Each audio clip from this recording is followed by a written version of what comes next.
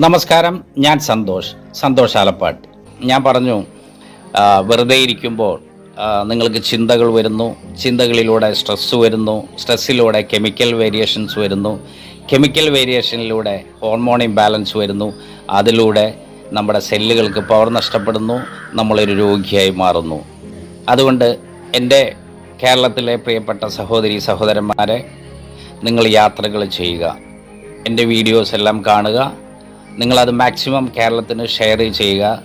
ഈ വരും കാലങ്ങളിൽ നമുക്ക് ഡോക്ടർമാരിൽ നിന്ന് നമുക്ക് സ്വയം രക്ഷപ്പെടാം. നിങ്ങളുടെ സ്വന്തം സന്തോഷ് ആലപ്പാട്ട്. ഇതോടൊപ്പം 2 ലിങ്കുകൾ ഞാൻ കമൻറ്റ് ബോക്സിൽ പേസ്റ്റ് ചെയ്യുന്നുണ്ട്. ഒന്ന്, യാത്രകൾ എന്തിനു വേണ്ടി, വൈ ട്രാവലിംഗ്. 2, ഈ ഡയബറ്റീസ് അഥവാ ഷുഗർ ഒരു രോഗമാണോ അതോ രോഗലക്ഷണമാണോ എന്നുള്ളത്. അപ്പോൾ നിങ്ങളെല്ലാ വീഡിയോകളും 1 by 1 ആയിട്ട് കാണാം. എന്നിട്ട് നിങ്ങൾക്ക് തീരുമാനിക്കാം നിങ്ങൾ ഒരു ഡോക്ടറെ കാണണോ വേണ്ടയോ എന്ന്. നമ്മുടെ കേരളത്തിലെ ജനങ്ങൾ എല്ലായ്പ്പോഴും ചോദിക്കുന്ന അല്ലെങ്കിൽ ചോദിക്കാൻ ആഗ്രഹിക്കുന്ന ഒരു ചോദ്യമുണ്ട്. അവർ മറ്റുള്ളവരെ കാണുമ്പോൾ നിനക്കെന്തു പറ്റി, അതവർ ചോദിച്ചുകൊണ്ടേയിരിക്കും കാണുന്നവരോടൊക്കെ. പക്ഷെ ഒരിക്കലെങ്കിലും അവർ സ്വയം അവരോട് തന്നെ ചോദിച്ചാൽ ഈ കേരളം എന്നെ രക്ഷപ്പെടും. ആ ചോദ്യം എന്താണെന്നറിയോ? എനിക്കെന്തു പറ്റി. അപ്പം ഞാൻ പറഞ്ഞു വരുന്നത്, നിങ്ങൾ യാത്രകൾ ചെയ്ത് ഒരു 10 ദിവസം കഴിയുമ്പോൾ ഒരു പക്ഷേ നിങ്ങൾ ക്ഷീണിച്ചു എന്ന് വരും, അല്ലെങ്കിൽ നിങ്ങളുടെ കളർ കുറച്ച് കുറഞ്ഞു എന്ന് വരും, മുഖകാന്തി കുറഞ്ഞു എന്ന് വരും.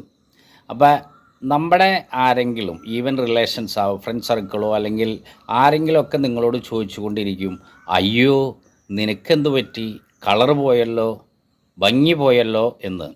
അതിൽ ദുഃഖിതരായി നിങ്ങൾ യാത്രകൾ ഒരിക്കലും സ്റ്റോപ്പ് ചെയ്യാൻ പാടില്ല. അവർ ചോദിച്ചുകൊണ്ടേയിരിക്കും.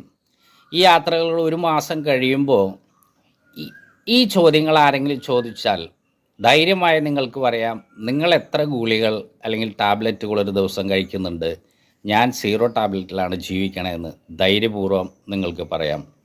അപ്പോൾ തുടുത്തു കൊഴുത്ത 10 ഗുളികകൾ കയറ്റുന്ന ഒരാളെയാണോ നിങ്ങൾക്ക് ആവശ്യം, അതോ കുറച്ച് ക്ഷീണിച്ച് ഗുളികകളൊന്നും കഴിക്കാത്ത ഒരാളെയാണോ നിങ്ങൾക്ക് ആവശ്യം?